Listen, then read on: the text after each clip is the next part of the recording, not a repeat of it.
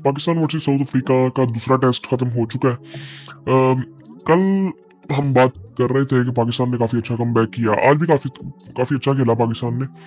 लेकिन I think match जो है ना वो पहली इनिंग में साउथ अफ्रीका बहुत आगे लेके जा चुका था, और जब फॉलो ऑन मिल चुका था तो और उसके बाद अभी भी जो लीड थी साउथ अफ्रीका के पास वो बहुत ज़्यादा थी।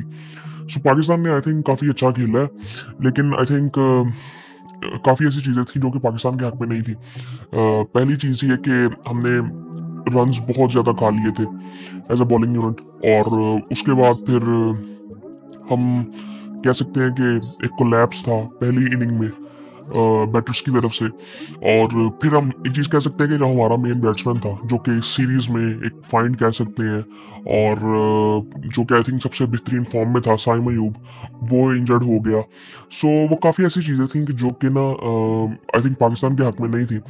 सो वो दोनों इनिंग्स में एक बैटर आपका कम हो गया, और फिर हमने दूसरी इनिंग में जब बैटिंग की फॉलो ऑन के बाद, सो उसमें हमने काफ़ी बेहतर परफॉर्म किया, लेकिन उसमें भी काफ़ी गलतियां थी प्लेयर्स की तरफ से इंडिविजुअली, आई थिंक।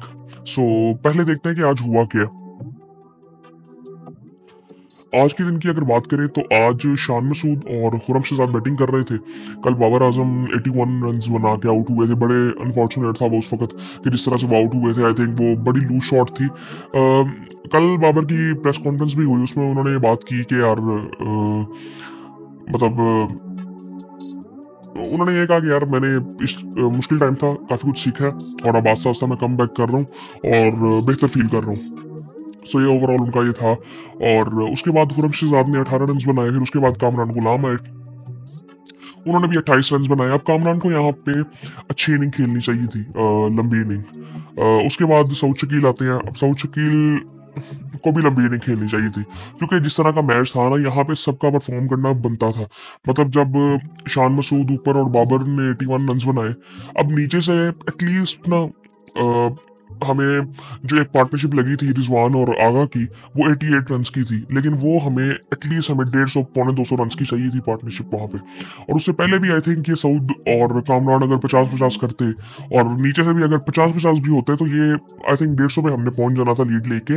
और उसके साथ अगर एक चीज ये होती कि साइम अयूब खेल रहा होता, उसके भी अगर हम कह सकते हैं कि 100 रन डाल लेते हैं दोनों इनिंग्स के। सो एक चीज ये होनी थी कि हमने एटलीस्ट मैच कल तक खींच लेना था।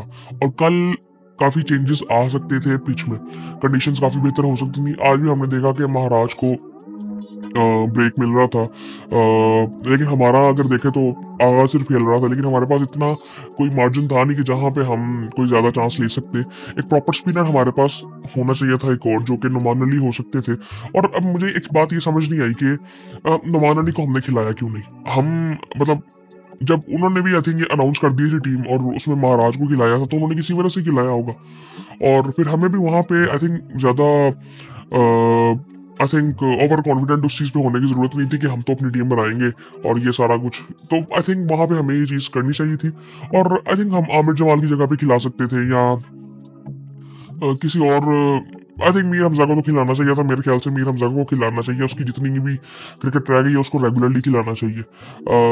सो आमिर जमाल को हम बिठा सकते। आमिर जमाल ने 34 रन किए हैं, ये 30-35 रन हमें नुमान अली भी करके दे रहा था, और वो करके दे सकता है। सो इसी तरह हमें ये चीज़ देखनी थोड़ी सी पड़ेगी कि हमें सिलेक्शन में कह सकते हैं थोड़ी सी गलतियां थी। लेकिन आई थिंक एक बैड लक थी हमारी साइम अयूब, और जो कि दोनों इनिंग्स में वो नहीं था, तो उससे फर्क तो बिल्कुल पड़ता है। और उसके अलावा अगर फिर मैच का जो सूरत हाल थी, वो में भी रिजल्ट्स भी डिफरेंट हो सकते थे। और उसके अलावा अगर देखें तो हमने पहला मैच भी काफ़ी अच्छा खेला था। वो भी आई थिंक 50 रन अभी पड़े थे, जहाँ पे 2 विकेटें थी। और वो भी आई थिंक लक थी साउथ अफ्रीका के हाथ में, तो हक में थी उनके। सो इसीलिए वो वहाँ पे भी बेहतर परफॉर्म कर गए और वो मैच जीत गए। सो यहाँ पे भी आई थिंक मैं ओवरऑल ये कहूंगा कि रिजल्ट्स अगर हम देखेंगे, सिर्फ रिजल्ट्स हम देखेंगे, कि वो तो बड़ा उस तरह से नजर आ रहा है ना कि फाइट पाकिस्तान ने की नहीं होगी और पाकिस्तान ने क्लीन स्वीप कर मतलब साउथ अफ्रीका ने पाकिस्तान को क्लीन स्वीप कर दी है। लेकिन ऐसा है नहीं। मतलब पूरा मैच अगर हम सबने देखा है, सो पाकिस्तान ने दोनों मैच काफी बेहतर खेले हैं मेरे ख्याल से। और आई थिंक कुछ एक दो गलतियां थी, जिस तरह इस मैच में हम बात कर रहे हैं, इस मैच में स्पिनर को डालना चाहिए था प्रॉपर, आगा के साथ आपको एक स्पिनर की ज़रूरत होती है फिर भी, क्योंकि आगा अकेला हो जाता है फिर। सो आई थिंक, और वो है भी राइट आर्म ऑफ स्पिनर है, सो वो उसको मोस्टली बैट्समैन अच्छा खेल लेते हैं। और सो एक स्पिनर यहाँ पे खिलाना था। पहले मैच में हमने गलती ये की, हमने मीर हमजा को नहीं खिलाया। सो ये कुछ चीज़ें ऐसी थी जो कि हम बेहतर कर सकते थे। और बाकी आई थिंक ये पाकिस्तान की बैटिंग थी। उनकी बॉलिंग की अगर बात करें तो रबाडा ने 3 आउट किए दूसरे इनिंग में, मार्को जेंसन ने 2 आउट किए, 3 आउट किए केशव महाराज ने, और मफाका ने 1 आउट किया। सो अगर यहाँ पे ये थोड़ा सा देखे ना, अब यहाँ पे साउथ शकील इस तरह से आउट हुए, उनको वहां पे थोड़ा सा आई थिंक, अब बॉल तो अच्छा था वो, लेकिन मोहम्मद रिजवान का आई थिंक मैं कहूंगा कि दोनों इनिंग्स में वो जिस तरह से आउट हुए हैं, जो शॉट मार के, आई थिंक वो दोनों इनिंग्स में वो टाइम ही नहीं था जहां पे आपने वो शॉट खेलना था। और उसके बाद आगा आगा को अभी पहले इस थोड़ी देर पहले एक चांस मिला है। सो आगा 2-3 दफा बचा है, वो 2-3 दफा, आई थिंक 2 दफा तो रिव्यू से बचा है, और उसके अलावा उसको चांस मिले आई थिंक, फिर 2 बॉलों बाद फिर वो आउट हो गया। सो उसको थोड़ा सा देखना चाहिए था।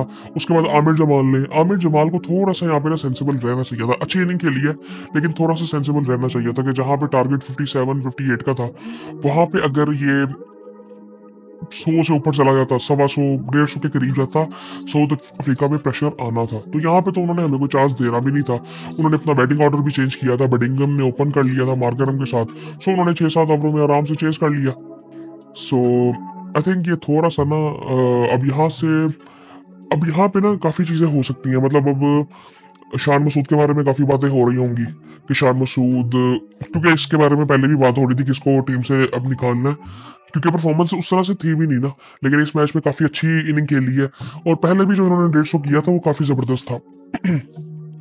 लेकिन इनको ना काफी चीजें, वो चीजें देखनी है कि इनको रेगुलरली एक स्कोर करना है। और अभी भी मेरे ख्याल से सोचा जा रहा होगा शान मसूद के बारे में कि इनको टीम में नहीं होना चाहिए। मुझे मुश्किल लगता है कि क्योंकि हम हम क्या, मतलब दुनिया जानती है पाकिस्तान क्रिकेट चलती किस तरह से, कुछ भी हो सकता है यहाँ पे।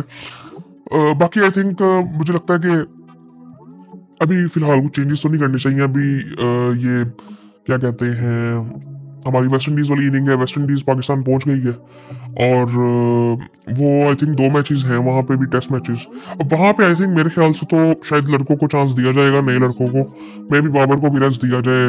अब वहां पे देखते हैं क्या होता है। पाकिस्तान की टीम उसके लिए अनाउंस तो नहीं हुई। 12 जनवरी तक चैंपियंस ट्रॉफी की भी टीम अनाउंस होनी है।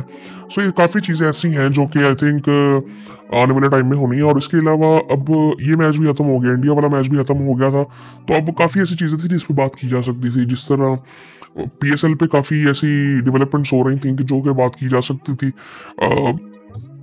और इसके अलावा आईपीएल पे काफ़ी चीज़ें ऐसी हुई हैं रिसेंटली, उसकी टीम्स जो हैं उस पर बात की जा सकती थी। लेकिन आई थिंक मैं थोड़ा सा ना, मतलब अभी आपको पता है कि क्रिकेट चल रही थी, तो देखते हैं कि उस पर कैसे बात की जा सकती है।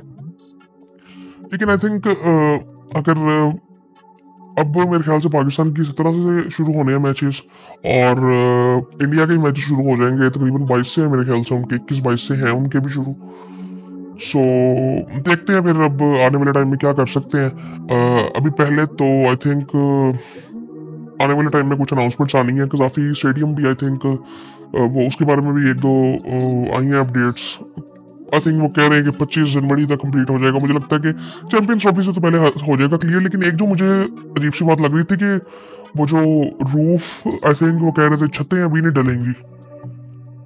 कुछ जर्नलिस्ट ये कह रहे थे, लेकिन आई थिंक वो होना चाहिए यार, वो खूबसूरती सारी आनी उसी से है। सो पता नहीं, अब देखते हैं कि क्या होना है। बाकी आई थिंक उम्मीद है कि पाकिस्तान वो तो कंप्लीट करेंगे, जाहिर बात है, वो उससे पहले कर ही लेंगे वो। बाकी आई थिंक कोई इतनी खास इतनी लंबी बात करने की जरूरत नहीं है यार, क्योंकि पाकिस्तान ने अच्छी फाइट की है। यहाँ पे अगर रोने लगना है तो फिर जिस चीज़ को मर्जी पकड़ के रोने लग जाओ कि यार ये भी नहीं ठीक, ये भी नहीं ठीक। लेकिन आई थिंक ओवरऑल पाकिस्तान ने अच्छा खेला है, और बैड लक कह सकते हैं थोड़ी सी, इसकी वजह से पाकिस्तान टेस्ट में मतलब उस तरह से परफॉर्मेंस नहीं दे सका। लेकिन ओवरऑल वनडे हमने क्लीन स्वीप उनको की है।